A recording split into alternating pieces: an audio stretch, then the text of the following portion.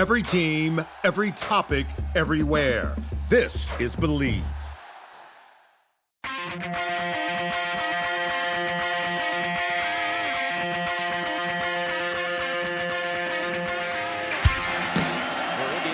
First down at 10 at their own 10-yard line. Tevin Coleman with some running room. Tevin Coleman down the sideline. Coleman, one man to beat. Tevin Coleman's going to go 90 yards, and Indiana takes the lead. Randall L. scrambles, started off the pitch, keeps it himself down the sidelines. He could go.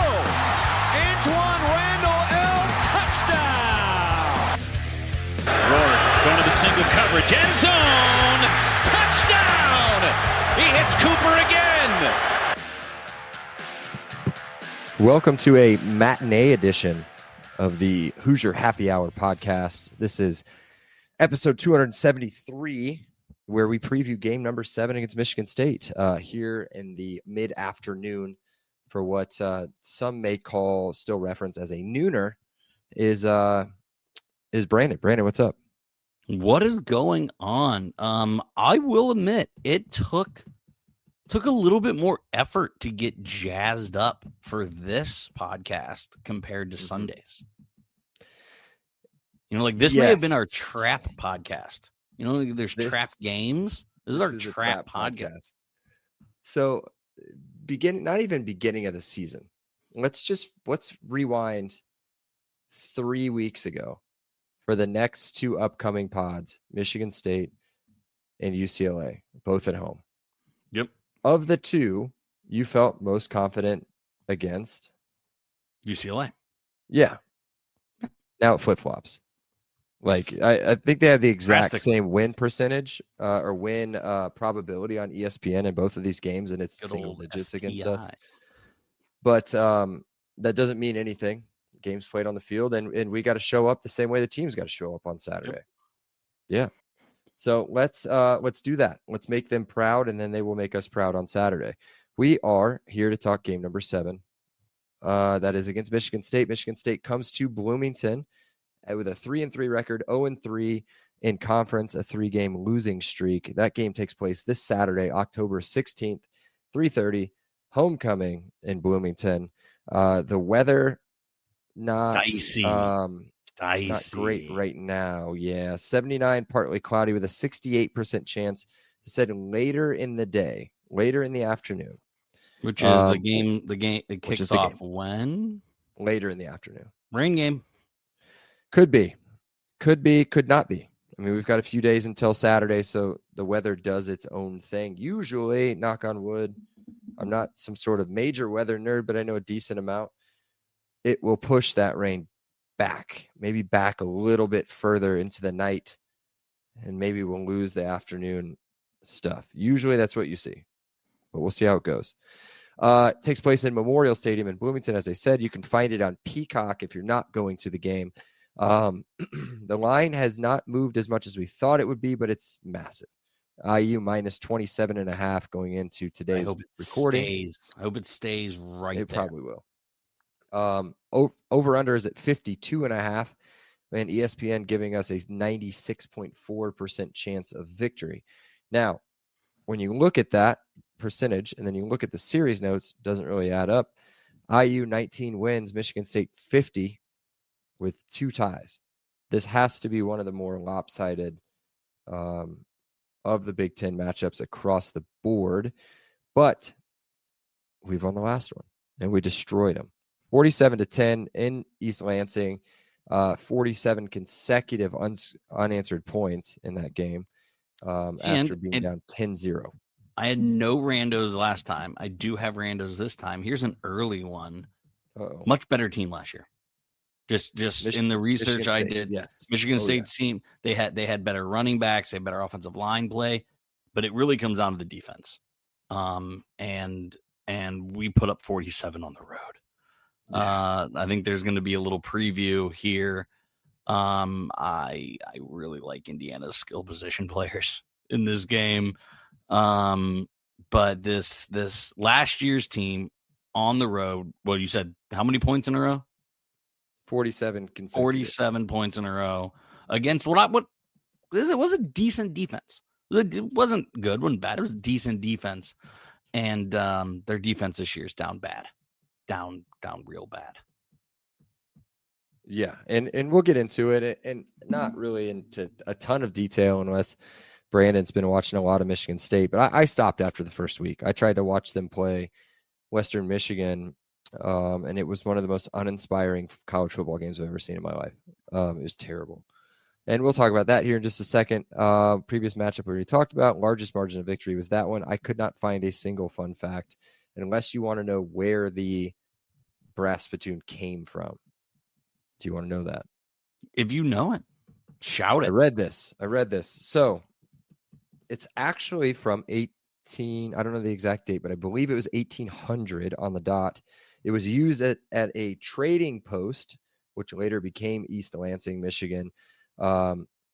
Indiana residents and Michigan residents would constantly pass said post and use the spittoon. It was brought into the rivalry because Michigan State wanted to basically create their own version of the Little Brown Jug, which is Michigan versus Minnesota's trophy. So a couple students, or whether they were on the athletic board, which I'm assuming they didn't have one back then or not, went out to a antique shop and found said spittoon. Here we are. It had a note inside of it describing the past history. That's how that's known. So yeah, that's it. You know what is forever ingrained in my head? What's that? So last year, Kadick is being an absolute madman after IU wins, right? He is running around. He's getting everyone to spit in this thing. He brings it over to Sig, and Sig kind of like does like an eyebrow raise, and Kadick's like, "You spit into it," and then Sig just kind of like gives like a one head like no, and then just walks away. It's so savage. Like, you just compare that to like Tom Allen would have spit into it like 9 times, like, and would have like, I don't know, just been real weird with it. Sig was just like, I don't have time for this. Yeah, Kadick is also unhinged. He is an ridiculous. unhinged human being. Yes, which we love. We love Big K. He's incredible. Yes. Did you see that AFC South video with him? The AFC with who? It's with Big Cat Sig and Kadick. No, it's it's a Fox football promo. It has nothing to, I mean, they're obviously with Barstool, but it has nothing to do with Barstool. It's the AFC South. You haven't seen it. Everyone go to YouTube. It's Big Cat and Michael Kadick are hilarious. Kadick is the AFC South commissioner. And they like kind of rolled it out like it would be a series. It was pretty funny. It was pretty funny stuff. So. I'll have to watch it, considering my team is worth watching and listening to people talk about them. Sorry, I was fixing a stat super quick. Okay. Yep. That's well, you're doing that. We'll go through the schedule. Go ahead. So again, they're 0-3, and they've just gotten their butts kicked in every game. USC, that game, if you look in the box score, that should have been, it's crazy that it was only a 14-point game. They lost 45-31. Nebraska, they actually held the lead at 21-14 and then gave up 24 consecutive second half points. You'll get why I'm bringing that up. And then UCLA, they just couldn't get a stop. I mean, we watched that game a little bit. They couldn't stop a nosebleed. UCLA did whatever they wanted through the ground and through the air. I don't want to spend a lot of time on this, but obviously 6 wins gets you bowling. Indiana, it's crazy this hasn't been talked about. Indiana's going bowling. Like, if Indiana loses the next 6, like we were already going bowling. Obviously way higher aspirations. But let's look at their schedule and tell me if you see another win, because I see 2. Indiana, no. Michigan, I see 0. Maybe one. Keep going. Go through your thing. I'll tell you where it is. Indiana, no. Michigan, no. Minnesota, no. I think they beat Penn State. Ooh, that's not the one I thought. They are. This is at home, right? Obviously, no coach, no quarterback. People are decommitting and hitting the transfer portal there everywhere. Okay. You got to think about it. I mean, does Katron Allen sit out? Is that the point of the season where Penn State punts? Is that would be the game after we play Penn State, I believe. Correct. Okay. So yeah, that's very possible. I need to see what shape they're in, I guess. And then so my point there is how are you going to beat Michigan State? Just score points. Like literally just if you have the ability to score, you will beat this team. That's why I think Penn State doesn't. Penn State has, especially if they lose Katron Allen and Nick Singleton, they'll have they don't have wide receivers. They don't have their vintage tight end. They don't have a quarterback. I could see Michigan State beating Penn State at home, and then Maryland to finish the season. It just seems like that's Maryland just caves. Just Maryland doing it. And I think it's at Ford Field, maybe that one. Yep. But I mean, that I just don't know. doesn't seem like a game Maryland wins. So that's 6. That's 5. That's 5 and 7. That's what I'm saying. I don't think you're going to get like a raucous crowd there. They're not going into Iowa and winning. And they're not rowing any boats. So 5 and 7 is where I think I have them finishing. But I could be convinced 4 and 8.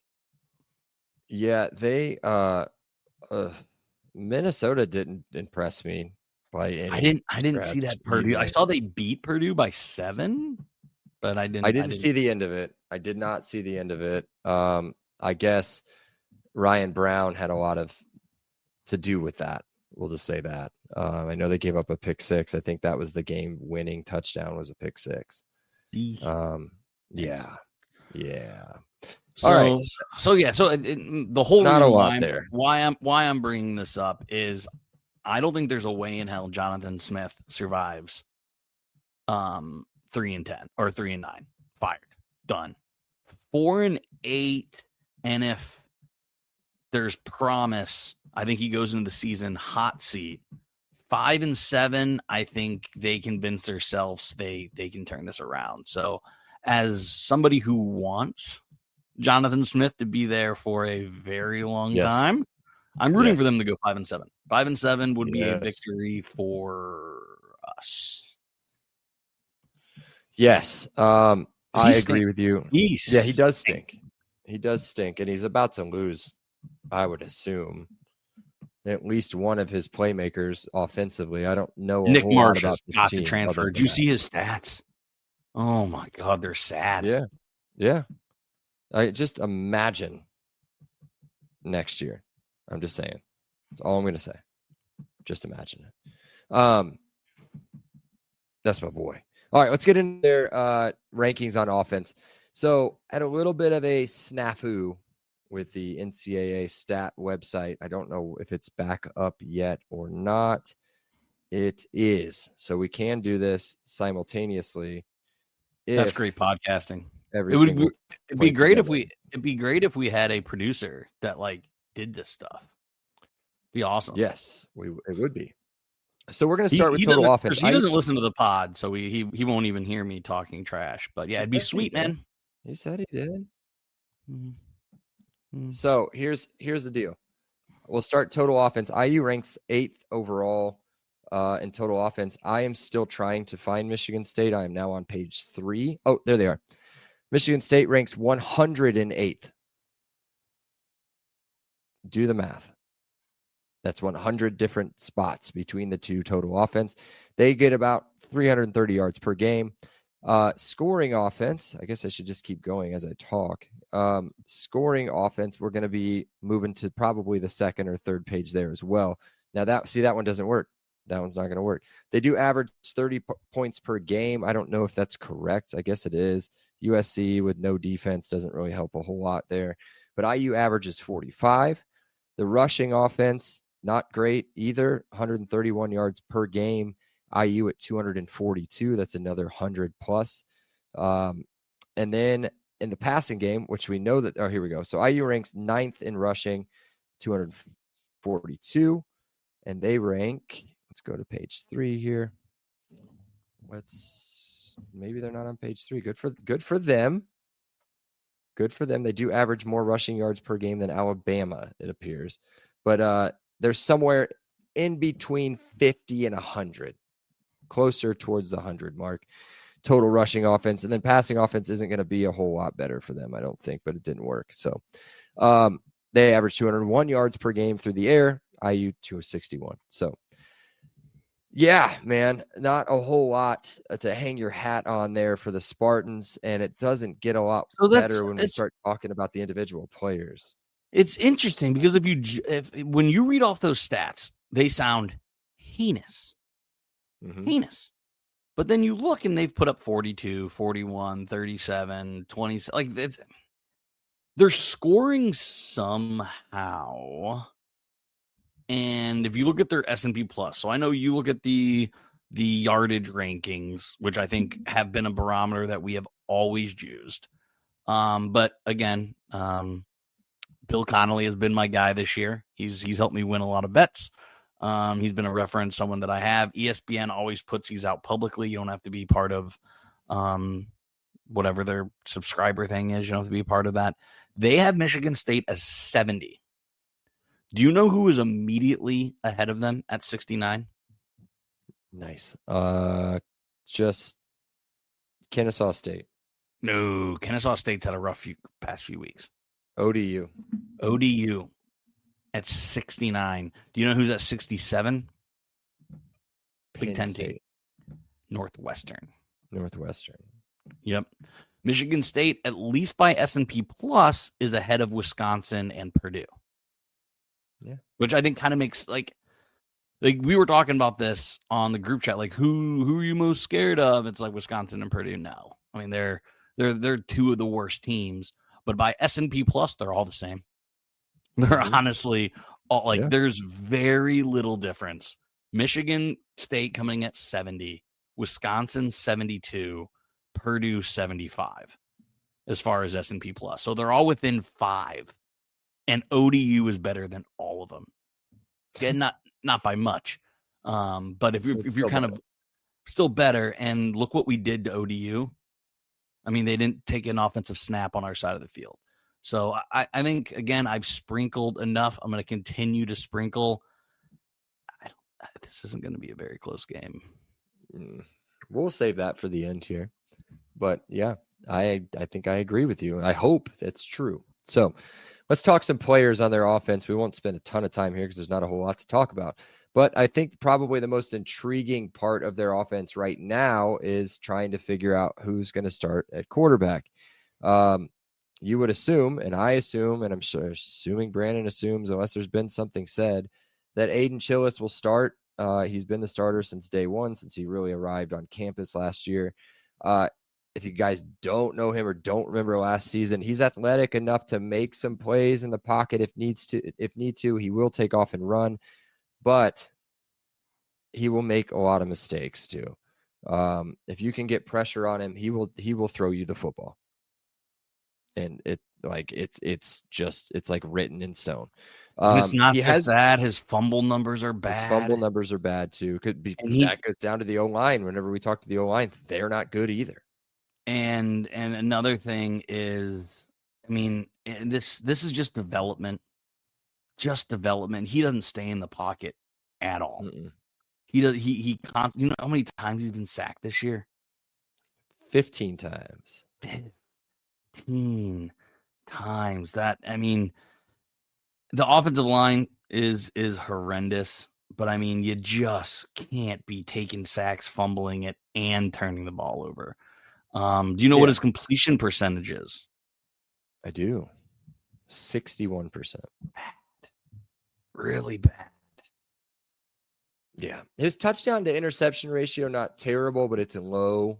9 to 3. It's 3 to 1. Yeah, you're right. Total, but nine touchdowns and 3 interceptions. Now, the problem Michigan State has now is he either gets knocked out of a game or pulled out of the game in like the last, at least the ones that I've caught, right? And their backup is not good. What is his name? It's Seth should be here because it's a region in Chicago name. Milivojevic. Yeah, that's cool. That's way better than what I would have done. He's not thrown pick sixes with every throw, which is what he used to do, or at least just interceptions. Last season, it was kind of a joke that like he came into a game, it might have been against us, had thrown one pass in his career and it was an interception. And I'm pretty sure he came in through one pass and it was intercepted. And so he's in, and if he wants to play, he's not real great. 54% completion percentage, 2 touchdowns and an interception in some pretty limited time. So I looked him up, though. He was the 41st quarterback in his class. Yeah, because rankings or whatever. I mean, it's got to be coaching, right? And team, because Chillis has talent. Yes. I keep Nick going Marsh back to that. I mean, talent. I brought that up. Yep. Yeah. The running back, Mekhi Frazier, I like him. I think he's probably one of the more exciting players on their offense. He's only a sophomore. Yeah. He is too. Yeah. And Amari Kelly, who we'll talk about at wide receiver. But Frazier, they got kind of, I don't know, they play a little, they got a couple bigger guys that play behind him, but he's a little bit smaller, 5'11", smidge over 200 pounds. He's the one that's carried the rock the most, though, easily. He's got 83 carries on the season, 383 yards, 2 touchdowns, 4.4 yards per carry. There's another guy, Tullis, I think, is who you'll see maybe a little bit closer to the goal line, a little bit bigger guy. And then there's another hyphened last name. I can't remember his name. Goal line, Michael. I do not think they get to the goal line. I don't think they do either. Not on purpose, at least. Wide receivers, we've talked about Nick Marsh 1,000 times. If you guys don't know who Nick Marsh is, I'm sure he'll make at least a catch, right? Or at least they'll try to target him. He's big, 6'3", somewhere like that. He's got great route running skills. He's got great hands. His hands is what jumps out the most. Yes, his hands and his catch radius is what he's going to be an NFL player. Catch 100%. Radius is pretty much, if it's near him, he's catching it. Yeah, he doesn't necessarily have breaking speed. No, he's more of a possession receiver if we're kind of looking at it like a video game. But again, if it's by him, he'll catch it. Yeah. And that's, those of you that have been loyal listeners, I guess, may remember at some point in the offseason or maybe after the Michigan State game last year, I was begging for him. Come on out. Come on, Nick. Come on over. I'd love to see him play for IU. He's that good of a player. And he's just so underused. He's got 29 catches, 340 yards on the season, 4 touchdowns. Hoover to Marsh. Yeah, got to be so. You're just trying to make. They don't know about the Hoover thing. You got to. That's too. We can't talk about another quarterback when No. When our quarterback here is going to be the #1 overall pick. That's right. Next to Marsh, somewhere along the field, they'll get this guy the ball, Omar Kelly. He's kind of a speedier playmaker, shiftier, a little bit 6 foot in the books, but probably under 6 foot on the field. He's got 24 catches, a smidge more yards than Marsh does, and 1 touchdown with I think it was a 75-yard touchdown. So that's really it. I mean, the tight end will make a few catches, I'm sure. Velling seems like he's been there forever. Yes, Velling. 6'5", senior. He'll get a few guy. catches. Yeah, stereotypical like Michigan State, Wisconsin style tight end. He's going to break away from no one. He's going to shake no one. He's going to catch a 4 to 7 yard curl. And I was going to say, what is it? What do they say? 3 yards? In a cloud of dust. Cloud of dust. Yeah. Yeah. He'll get that. You know what? I think they go to him first play of the game offensively. He'll just get that little, like right across the middle, little 3-4 yard hitch in. Yeah. But yeah, and Chillis will overthrow him by a mile, and Amari will pick it off. So yeah, offensive line, we don't need to spend much time there. 15 sacks is insane. They only allow a yard per carry of 3.8 on the season. I mean, you should be way above that, or somewhere closer to 5 That's all of the rushing attempts. 3.8 yards. That's it. Anything else you want to talk about offensively? There's not a whole lot. I'm calling my shot. We had 7 sacks last week. We're going to get 8 this week. Oh, 8. my goodness. 8 sacks this week. I think we had 6. We had 6. Sorry. Illinois, we had 7 and 10. 7. We had 7 sacks and 10 tackles for loss. I think this week is 8 sacks, 12 tackles for loss. Just living in the backfield. Landino and Tucker might have to move house. Well, I guess they have one. They still own one. I'm sure they've got one in Bloomington somewhere. Total defense. Let's go to defense. I'm not going to go back through all this and bore you guys with really that. bad. It's so It's bad. not good. We're going to go It's worse through than their IU offense. first. Oh, it's way worse. We'll do IU first in comparison, so that way you guys know. IU ranks, and the only reason you're getting this is because I got it off ESPN. They don't number their teams for some reason in their rankings, so I could count very easily where IU is compared to the top on these. IU ranks 4th in total defense, only allowing 229 yards per game. 4th in total points. Yeah, a little bit. 4th in total points at 11. Passing defense is 6th, only allowing 142 yards per game through the air. And the rushing defense is a lousy 12th. That may stay the same. Allowing 87 yards per game. Now, I will compare those again. IU top 4, top 6, top 12 in the top 4 main categories that we talk about, right? Michigan State allows 369 yards per game. Compare that to IU's 229. They give up 32 points per game. Compare that to IU's 11. They give up 238 through the air. Compare that to 142. And their rushing defense allows 131 yards per carry or per game. That'd be amazing per carry. Per game compared to IU's 87. I think they got 1 or 2 decent players on that side of the ball too. But nobody's making an all-conference team, I don't think. No. So, again, I've said it under my breath. You guys probably heard it. I think their defense is giving up 370 yards a game. They're going to be giving up 500 in this game. Their scoring defense. Are they really at 12 points per? That can't be right. What's their scoring defense? We just talked about. No. Yeah, their scoring defense is they give up 32 points per game. I didn't get the actual. That'll be about right. I have it around there. Passing defense, that's probably around there, but rushing defense, this is another 300-yard rushing game by Indiana.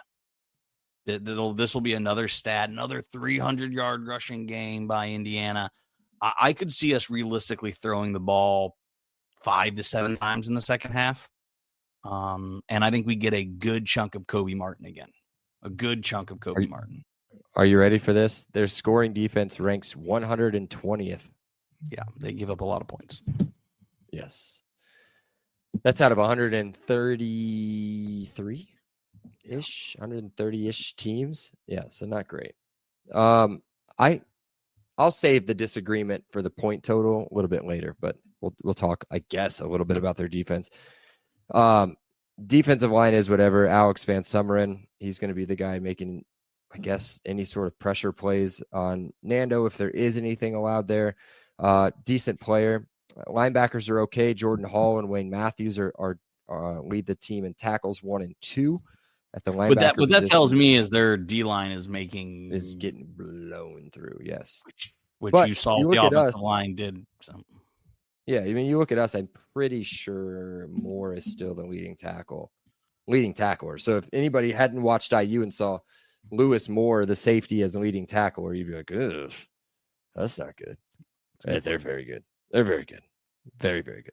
But then Malik Spencer, I think maybe their best player on defense. He's a safety, I'm pretty sure.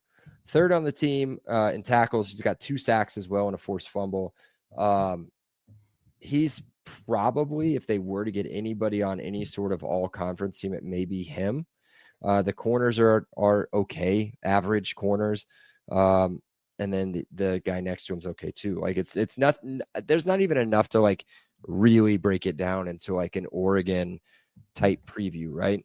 Their defense is really bad. What it is. Yeah. I mean, it just is what it is. And we'll just have to maintain the same level of intensity we had last weekend and just take care of business, right? So do you want to talk anything else on their defense before we go to IU players to watch or take a break? Either one. Booty cheeks.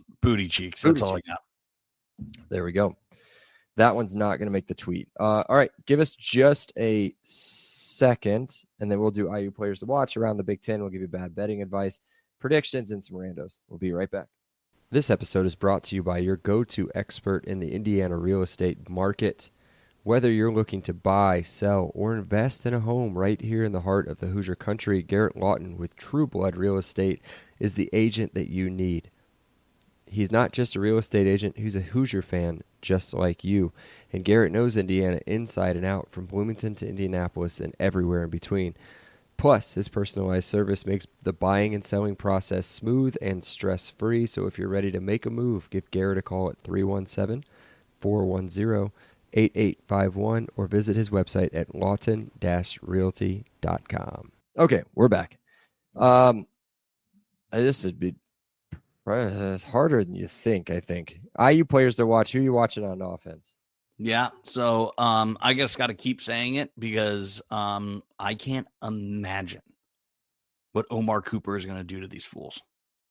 I think we see tunnel screens. I think we see an end around. I think Omar Cooper again has just a massive day. So Omar Cooper will continue to be the guy I watch. You can bet 2 touchdowns. I don't have it in front of me, but that may be my bet. Omar Cooper 2 touchdowns. You think you're gonna Saturday get a big Cooper game? Yeah, I'm gonna stick with Hemby, and I'm gonna stick with Hemby for a reason. He broke the touchdown barrier last weekend. I think you saw vintage Roman Hemby on Saturday, and it may be unlocked what you're going to see for the rest of the season against a pretty average to poor rushing defense. I think that he should have plenty of holes to expose on that side of the football. Let me get you that 2 touchdown thing here real quick. And then my other guy, I already said it. Kobe Martin, I think, gets a heavy dose, probably an entire quarter, if not a quarter and a half of work. Which is going to be huge. He's going to be instrumental to the team next year. So I think Kobe Martin's impressive yards per carry continues. On defense, again, guys, sorry I'm a broken record. Hold on just a second. I threw my hands in the air because I finally got the touchdown scoring odds on DraftKings. I'm going to name every player that's in the 1, 2, 3, 4, 5, 6, 7, 8, 9, 10, top 10 most likely to score a touchdown, as well as no, I'm not going to tell you that doesn't go for the 2 touchdowns. But by the way, Omar Cooper only plus 320 to score 2 touchdowns. That's ridiculous. Here are the top 10 touchdown best scoring odds for the game in order: Surratt, Cooper, Hemby, Black, Martin, Mendoza, E.J. Williams, Nowakowski, Jonathan Brady, Mekhi Frazier comes in at number 10. That is insane. Indiana's defense is number 14 behind Frazier, Marsh, and Chillis. Frazier, Marsh, Chillis. Those are the 3 players we spent the most time talking about. Those are the 3 players that have the 10th, 11th, and best odds of scoring. Kobe Martin 2 touchdowns plus 1,000 might be juicy. Maybe. Yeah. Did you find Kobe Martin? He is. Yeah, he's at plus 150 to score, which is insane.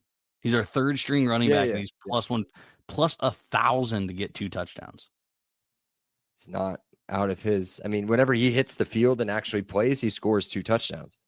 Correct. Right? I think he's got 4 on the season or something like that. So you might as well throw a dart at that one, right? I mean, what a $5 bet wins you 50. Yes. Could also lose you $5 quickly. Defense. Defense for me, yeah, it's Landino. And I love to see what Tucker's going to do. Those guys continue to build all conference resumes. I was gonna look this up because I thought you would talk some more. Sorry, I mean it's so easy for me. Like their offensive line is so terrible, and Chillis runs himself into sacks all the time.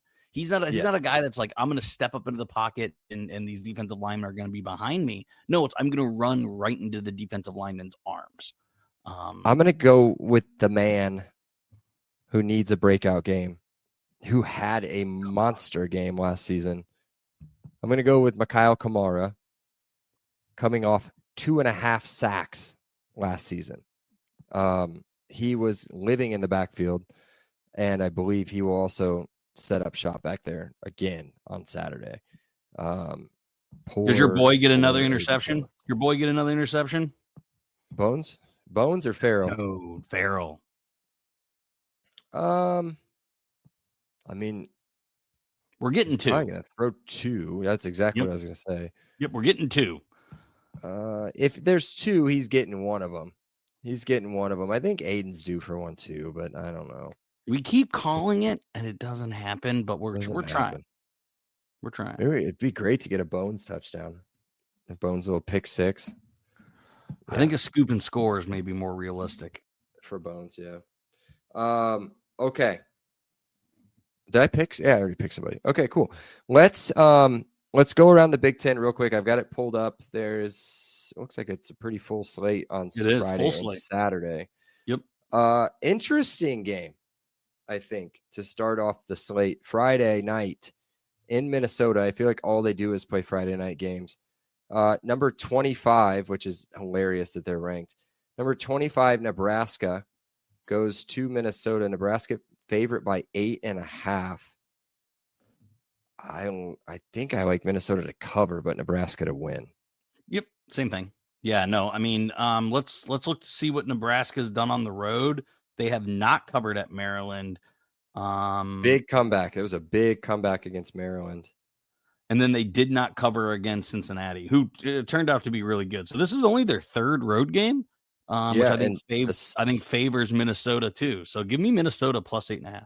Yeah, and that Cincinnati game was at Arrowhead. Yeah, so it wasn't even in Cincinnati or anything like that. So really, this will be their, honestly, it'll be their first true road game. Let's be real about it. All right. Washington having to travel to the Big House at noon for an embarrassing big noon kickoff. Washington, 6.5 point dogs on the road. I'm not touching that game. It's a firm do not touch. I think Washington is the better coach team, but it is a 9 a.m. kickoff, Western time, Pacific time.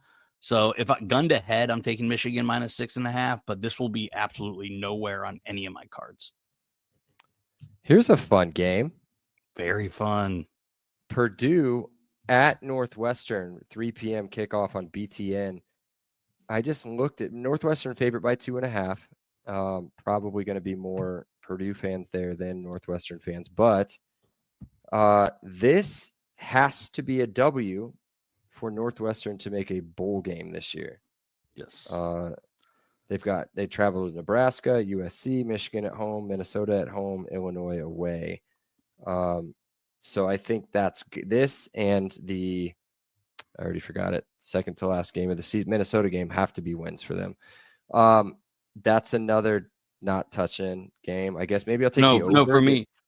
For me, I'm taking just Northwestern money line. That's minus 155, so it's not even that bad. And for the reason that I'm saying is Purdue seems to just be hung tight with Illinois, hung tight with Minnesota. They just can't quite get over the hump.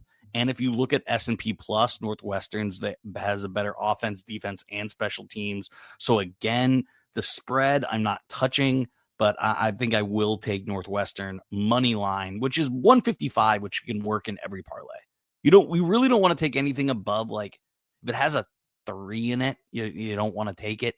250 is normally as low as I go, but at 155, that's fine. So that's the route I'm going on this one. I'm going the over. It's 46.5. If Purdue can do anything, they can score some points, but they can also give up quite a bit. So that seems low to me. Next game is another laugher. Yeah. Ohio State travels to Camp Randall on CBS. This is just, the games they could have had to pick from is just awful. Ohio State, a 25.5 point favorite. The over-under is set at 40.5. Like, it's just going to be a boring game. It's easy Ohio State, but again, I don't think there's a good, unless you want to try to take them at 25.5. What do you think?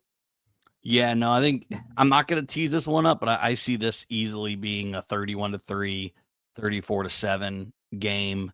Camp Randall isn't Camp Randall. It's kind of sad. You see pictures and there's no students at all in the games. Camp Randall has no juice. Ohio State should win this comfortably. The line went down a point. It started at 26.5, went down to 25. This is another weird game, maybe a fun one. Number 8, Oregon, travels across the country for a 6:30 kickoff on BTN against Rutgers. There's some interesting stuff here. Oregon 17.5 point favorites. The over-under set at 60.5. Yeah, I think there's going to be a ton of points. I think Oregon, unfortunately, takes it some things out on Rutgers. Yeah, I don't think I would touch the over. I would take Oregon minus the points, I think. Correct. The beginning of the end of Penn State starts at 7 on Peacock. Penn State travels to Iowa. Iowa only favorite by 2.5 at this point. I'm taking Iowa minus 2.5. Kinnick at night with that defense. They just blinked Wisconsin. They won 27-0. I think was the final score there. That defense is really stinking. The Iowa defense is better than the Oregon defense. Penn State's not 37. 37-0. 37 rip. That defense is really good. Iowa minus 2.5. Yeah. I don't know how that line's gone down too. Started at 3.5. Another interesting game. 2 interesting games, honestly, to finish up.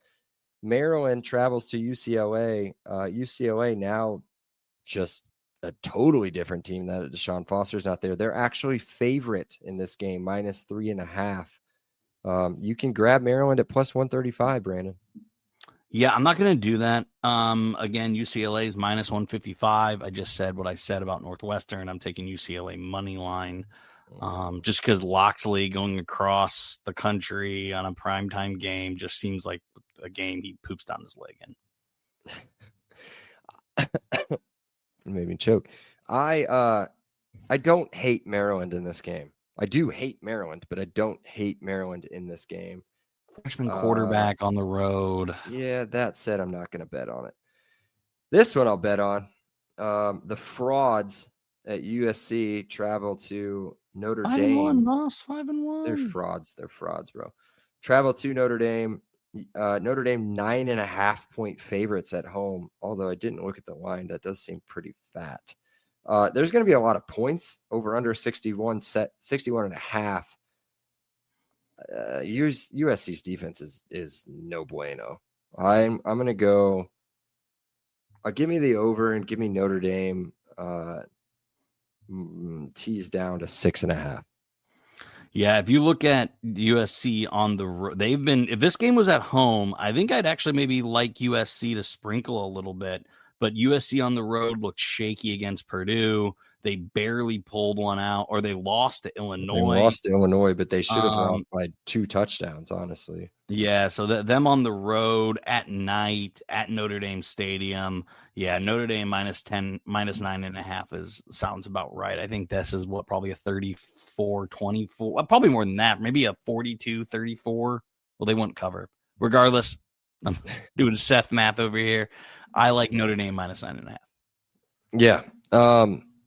Imagine being a Notre Dame fan and then imagine them wasting their green jerseys on Boise State when they should have worn them for this game. A night game at home, rivalry.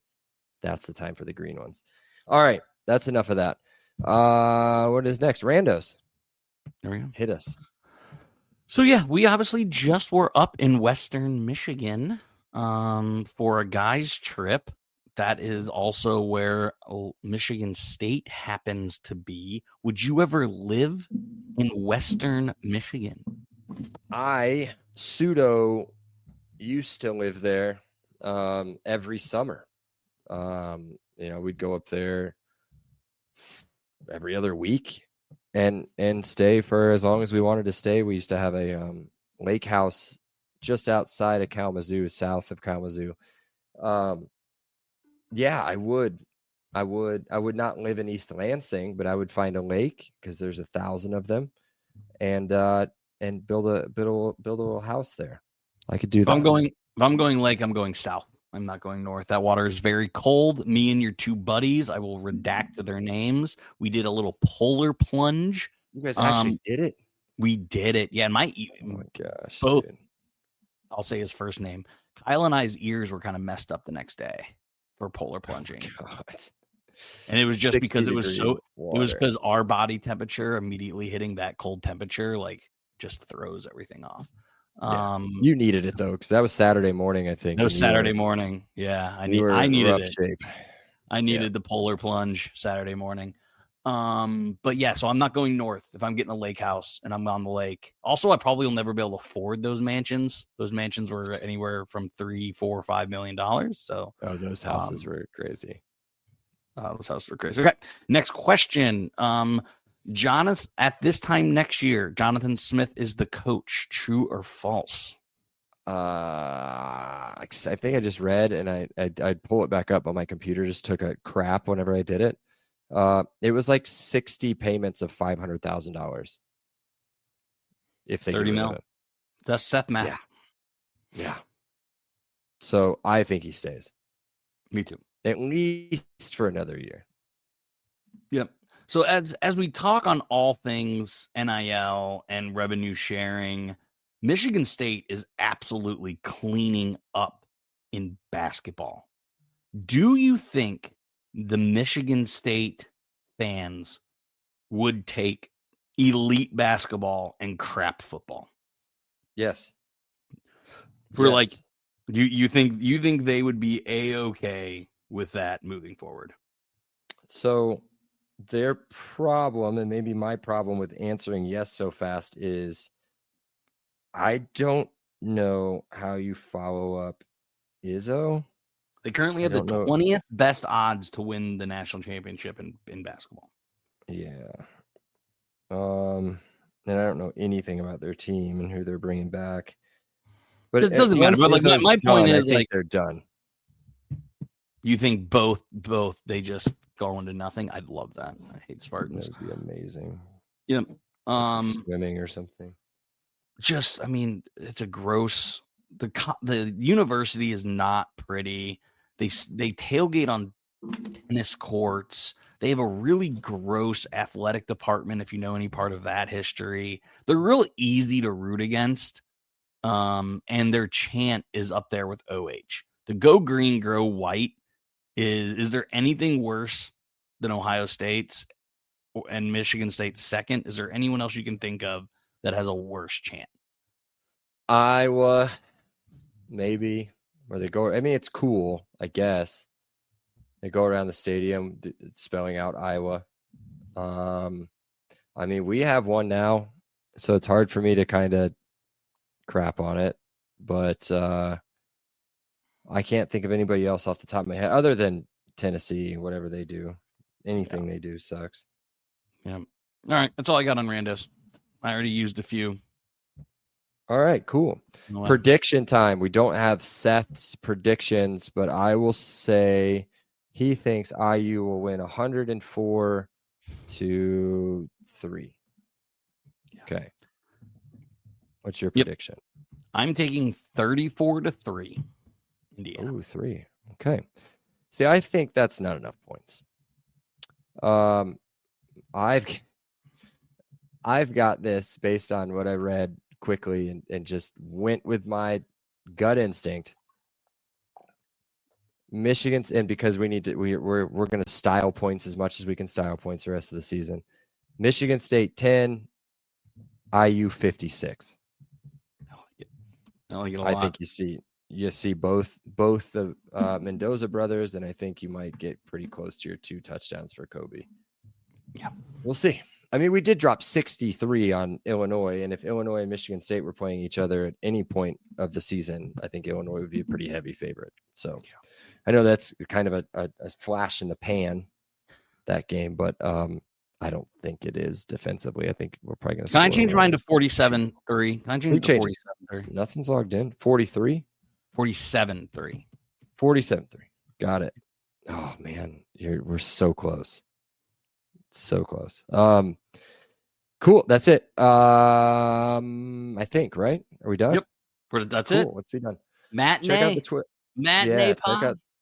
Check out the Instagram and Twitters at Happy Hour IUFB. I don't know what Seth's doing, if he's live tweeting or not, but probably is what I'll say. Download, rate, review, follow. We're done paying him. We're done paying him. I'm done. That's it, man. So I'd say cheers, but it's not 5 o'clock, but it is 5 o'clock somewhere. It's fine. We'll do that. Cheers. Oh, tell your I'll see your wife on Saturday. Yes, you will. You guys have a ton of fun. I will be parenting. I will be being responsible and parenting 2 kids. I will be parenting 11 36-year-old women and 1 37-year-old woman. That's what I will be doing. Yes, you will be. Oh, all right, man. All right. Cheers, everyone. Go Hoosiers. All right. Cheers. Later. If you like the show, please take a moment to rate, review, and subscribe. It really does help the show to grow. Thank you for listening.